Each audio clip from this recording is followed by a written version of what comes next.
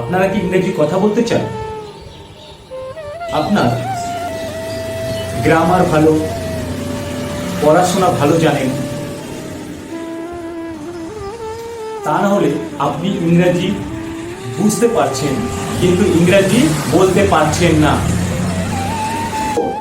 আজকে তো তোমাদের জন্য 5টা ব্রহ্মাস্ত্র দেব, যে 5টা ব্রহ্মাস্ত্র দিয়ে তোমরা রেগুলার লাইফে ইংলিশ কথাটাকে ইমপ্রুভ করাতে পারবে। বুঝতে পারলে? ইংলিশ কথাটাকে ইমপ্রুভ করাতে পারবে মাত্র 6 মাসের মধ্যে বা 6 মান্থলি অনলি।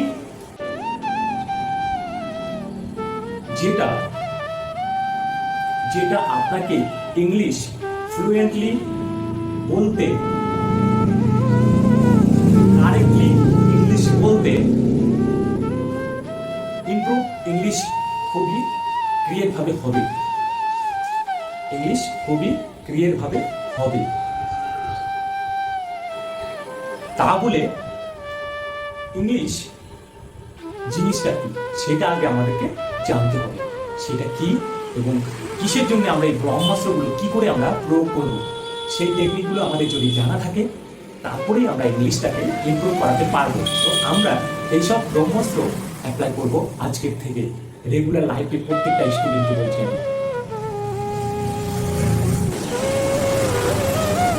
প্রত্যেক দিন তোমরা 7 মিনিট করে ইংলিশ ইনকোডিং করবে।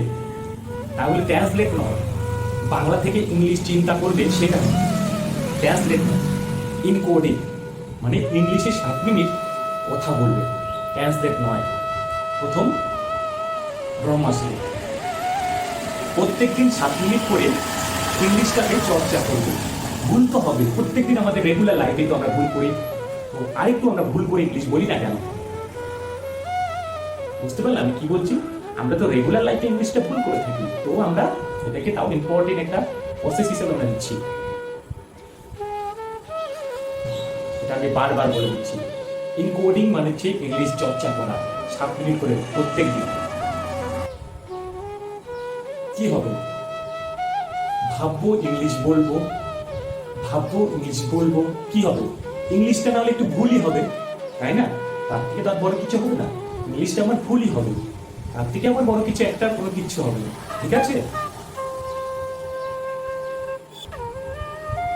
কিন্তু আমি ইংলিশে ফ্লুয়েন্ট হতে পারবো, এটা আমি তোমাকে বলছি। কিন্তু আমি ইংলিশে ফ্লুয়েন্ট, এভরিওয়ান প্রথমে আমাকে ফ্লুয়েন্ট হতে হবে ইংলিশে, ইমপ্রুভ করতে হবে ইংলিশটাকে। আমার খুবই খুবই বারবার ইমপ্রুভ হতে হবে আমাকে ইংলিশে। কি বলছি বুঝতে পেরেছো তোমরা বন্ধুগণ? তো অনেক স্টুডেন্ট আমাদেরকে বলে থাকে আমাদের ভোকাবুলারি মনে থাকে না স্যার। আমরা শুনে থাকি রেগুলার লাইফে অনেক ভোকাবুলারি আমাদের মনে থাকে না স্যার। কিন্তু আমরা একটা মুভি দেখি, আমরা একটা ইংলিশ নিউজ শুনি, তো আমরা প্রত্যেক ইংলিশ নিউজ শুনি, ইংলিশ শুনে আমরা ওটা বুঝতে পারি। তাহলে কি আমরা ভোকাবুলারি আমরা জানি। আমরা ভোকাবুলারি না জানলে নয়, আমরা ভোকাবুলারি জানি, আমরা বুঝতে পারি যে হ্যাঁ এটা এই কথা বলছি, কিন্তু আমরা বলতে পারি না। তাহলে আমরা কি আমরা ভোকাবুলারি জানি, এটাই হচ্ছে আমার কথা বলছি। বুঝতে পারছো তোমরা এভরিওয়ান? আমরা ভোকাবুলারি জানি, তাহলে আমাদের ভোকাবুলারি জানা কোনো প্রয়োজন নাই। আমরা যেটা বলি ইংলিশে, একটা নিউজ বলে, একটা যাই বলবো, সেটা আমরা বুঝতে পারি। তার জন্য সকল স্টুডেন্ট বা সকল পিপলেরা ইংলিশ বুঝতে পারে, তো তারা ইংলিশ বলতে পারে, তার মানে তাদের ভোকাবুলারি। আমাদের প্রত্যেক দিন 7 মিনিট ইংলিশ কথা বলার উপর আমাদেরকে ফোকাস করতে হবে। আমাদের প্রতিদিন ইংলিশ কথা বলার জন্য ইংলিশে আমাদেরকে ফোকাস করতে হবে। মনে রাখতে হবে আমরা ইংলিশ পারবো, ইংলিশের আমাদের জড়তা কেটে যাবে। প্রত্যেকদিন 7 মিনিট করে আমরা ইংলিশটাকে কি করব? ইনকোডিং করব। কি করে করব? গ্রামার নিয়ে কোনো প্রবলেম হয়, যদি তোমাদের বা আমার গ্রামার নিয়ে কোনো প্রবলেম হয়, তা সেই প্রবলেমটাকে তোমরা কি করে সলিউশন করবে, এটা হচ্ছে আমার 3 নম্বর টিপস বা 3 নম্বর ব্রহ্মাস্ত্র। সেটা যে কোনো একটা সাবজেক্ট নিয়ে কথা বলবে, যেমন I do, I go, I eat, I am coming. এই যে একটা সাবজেক্ট নিজেকে নিয়ে যে নিজে আলোচনা করা, তো এই যে টপিকটা সেইভাবেই কথা বলতে হবে আমাদেরকে রেগুলার লাইফে বা রেগুলার কন্টেন্ট, বুঝতে পারলে? 4 নম্বর ব্রহ্মাস্ত্র, বলছি বুঝতে পারছো?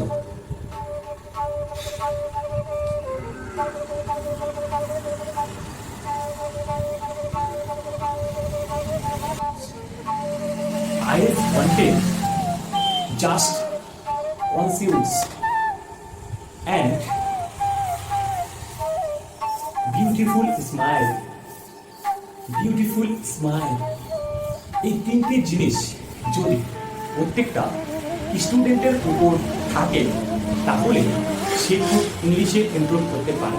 কি তার কোনো মানুষের সাথে সে ফেস টু ফেস কথা বলতে হবে, হাত নড়াতে হবে এবং তার একটা সুন্দর স্মাইল দিতে হবে। এই তিনটে জিনিস যদি সে ভালো করে জানে, 4 নাম্বার টিপস, তাহলে তার ইংলিশ ইমপ্রুভ হবেই হবে। সে আজ না হোক 1 মাস পরে হলেও তার ইংলিশটা ইমপ্রুভ হবে, এটা আমি নির্ধার করছি। ইংলিশে ভালো বলতে পারে, ইংলিশটাকে তারা ভালোভাবে আলোচনা করতে পারে, কিন্তু তাদের মুখে কোনো ইংলিশের কোনো হাসি নেই, তাহলে তাদের ইংলিশটাকে ইমপ্রুভ হয়ে যাচ্ছে সব ইংলিশে। তাদের একটা যে স্মাইল আছে, হাসি আছে, সেই হাসিটা দেয় না, কিন্তু তারা একটা হাত ধরিয়ে কথা বলে না, বুঝতে পারলে? এবং তাদের চোখ ফেস টু ফেসে একটু রাগ দেখিয়ে কথা বলে, সেটা ভালো নয়, সেটা আমাদের একটু খারাপের লক্ষণ, ঠিক আছে? 5 নম্বর বা 5 নম্বর ব্রহ্মাস্ত্র, নিজের উপর নিজেকে কি লোকে কে কি বললো সেটা দিয়ে কোনো কেয়ার করবে না, সেটাকে নিজে কোনো কেয়ার করবে না।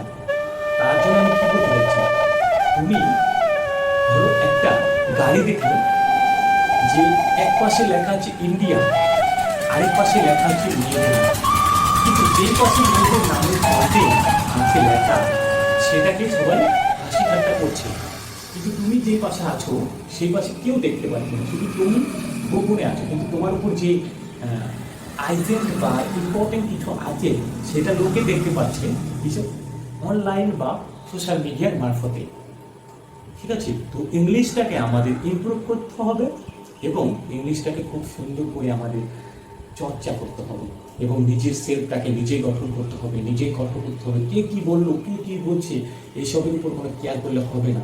নিজের পসিবিলিটি নিজের উপর, নিজের কন্টেন্ট নিজের উপর, নিজে কি করে বাঁচবে সেটা নিজের উপর ডিপেন্ড করবে।